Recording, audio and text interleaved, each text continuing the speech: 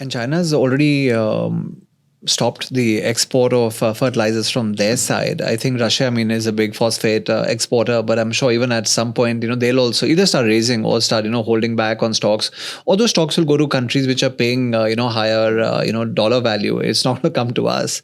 So yeah, I think it's a big issue. Yeah, so like we should have figured out that our reliance on inputs is very high from outside and started taking steps towards making farming sustainable Right. by switching to natural farming, some mix of organic farming. I'm not saying 100% organic, like the way Sri Lanka did and failed.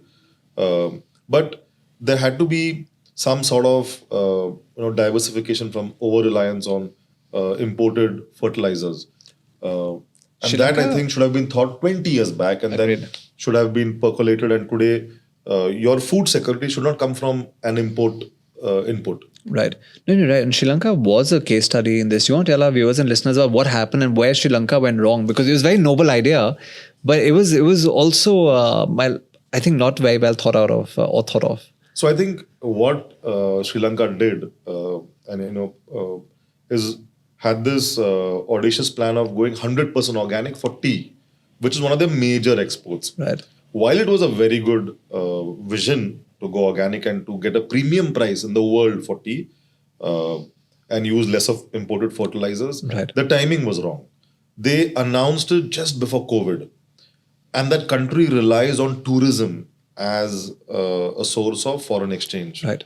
And during COVID, tourism collapsed. Yeah, of course. So their foreign exchange dropped considerably. And when you switch to organic, they switch their tea plantations to organic, initially the yield drops. Correct. Because your farm and soil needs time to heal Adapt, and yeah. come up to that fertility which can give you good yields. And in that process, the output of tea collapsed. So their exports of tea also were less. So the foreign exchange was again less. So one was it was hit by less tourists. Right. And then second, less exports. And together, they were in a difficult situation. And then they blamed it on, only one thing, which is switching to organic for tea.